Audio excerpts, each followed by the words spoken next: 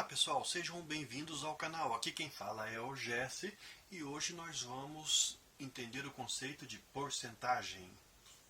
Antes de fazer isso, nós temos que lembrar de outro conceito importante em matemática, que é o conceito de razão. A palavra razão vem do latim ratio, que por sua vez significa divisão. Agora você me diga aí, quando alguém comenta com você sobre divisão em matemática, qual que é uma das primeiras coisas que você lembra? Responde aí. É o conceito de fração. Isso mesmo, o conceito de fração, a fração, ela representa também uma divisão. Em outras palavras, quando eu estou querendo calcular a razão entre A e B, eu estou simplesmente fazendo o quociente entre A e B, considerando a fração A sobre B.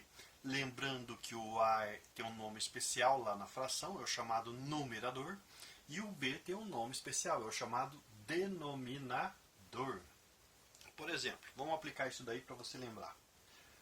Dois amigos, Isaac e Albert, estudaram ontem 8 horas e 16 horas respectivamente.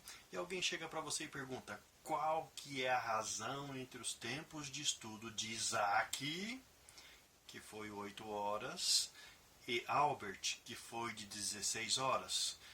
Olha aqui nessa expressão, nessa frase, o que está escrito: razão entre os tempos de estudo de Isaac, que é 8, e Albert, que é 16. Então, essa razão é 8 sobre 16. É representada por esse quociente, por essa fração, por essa divisão. Bom, eu posso fazer o que nessa expressão para simplificá-la? Eu posso dividir tanto o numerador por 8, quanto o denominador por 8. 8 dividido por 8 dá 1, e 16 dividido por 8 dá 2. Em outras palavras, a razão entre os tempos de estudo de Isaac e de Albert, considerando a ordem, que é importantíssimo, é 8 sobre 16, ou simplesmente meio. Perceba que aqui está escrito que para cada hora que Isaac estudou, Albert estudou 2 horas. Então, se o Isaac estudar, por exemplo, 2 horas, o Albert teria estudado 4 horas. E assim vai. Outro exemplo. Suponha que você fez um treino ontem de 30 minutos. Você treinou, foi lá, fez suas flexões, se movimentou, praticou um pouco de aeróbico, de exercício resistido e tal. E hoje você treinou 50 minutos. Você estava mais empolgado e tal. Qual que é a razão entre o tempo de treino de ontem e de hoje? Olha a ordem que eu estou falando.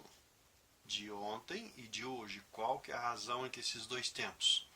É 30 sobre 50. Ah, e aqui eu posso simplificar também? Pode simplificar também. Se você dividir o numerador por 10 e dividir o denominador por 10, você vai ter 3 quintos. Isso significa que para cada 3 minutos que você treinou ontem, hoje você treinou 5 minutos. Isso que é a razão. Então, razão é uma comparação? Sim, é uma comparação. É uma comparação, nesse caso aqui, entre grandezas do mesmo tipo. Tempo de estudo, tempo de treino. Mas isso pode também ser feito com grandezas de tipos diferentes. Por exemplo, no teu treino lá você fez 100 flexões em 10 minutos. Você pode fazer a razão, calcular a razão entre o número de flexões e o número de minutos? Pode. E você vai ter a seguinte situação: 100 flexões em 10 minutos. Eu posso simplificar tanto o numerador quanto o denominador por 10. E aí nós teremos aqui 10 sobre 1, ou simplesmente 10 flexões por minuto. Ah, então aqui olha só. Eu tinha grandezas de tipos diferentes e eu calculei a razão entre o número de flexões e o número de minutos, a quantidade de minutos que eu gastei para fazer essas flexões, e obtive uma coisa bem semelhante à velocidade. Na velocidade, lá em física, você faz o quê? A razão entre a distância percorrida e o tempo gasto para percorrê-la. É isso mesmo. Ou você pode também escutar alguém falar: qual que é a razão entre 2 e 3? Quando alguém falar isso, você tem que pensar logo em quê? Em 2 terços. Ah, mas isso daí, tudo que eu disse, razão em todos esses exemplos, ela tem uma ordem certa para ser calculada. Razão entre o tempo de estudo de Isaac e de Albert, entre o tempo gasto no treino de ontem e de hoje, a razão entre o número de flexões e minutos, razão entre 2 e 3. Você pode querer calcular a razão na ordem contrária. Por exemplo, razão entre 3 e 2. Razão entre 3 e 2, se eu trocar isso daqui, vai ficar 3 meios, que corresponde a 1,5. Você também pode querer calcular a razão entre a quantidade de minutos e a quantidade de flexões que você fez nesses minutos. Nesse caso, você teria 10 sobre 100, contrário disso daqui. Simplificando, você teria o contrário disso. Aqui o 10 é a mesma coisa que 10 sobre 1. Então, se você fizesse a razão contrária, você teria 1/10, ou seja, em cada minuto você teria 10 flexões. Agora a gente vai finalizar com esse exercício, essa parte de razão.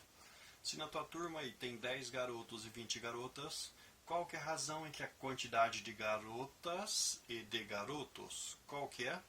Olha primeiro quem vem, quantidade de garotas, que é 20. Então vamos começar a montar a fração que corresponde a essa razão, 20. E o segundo termo é de quem? Dos garotos.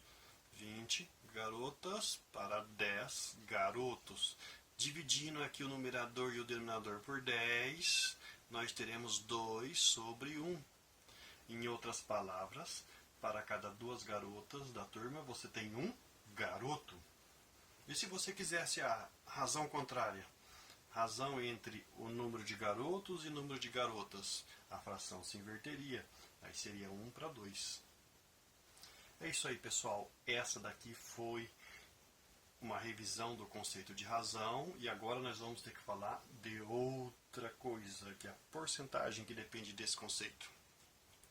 Existem alguns tipos de razões especiais, onde esse b aqui, o denominador da fração, ele é 100.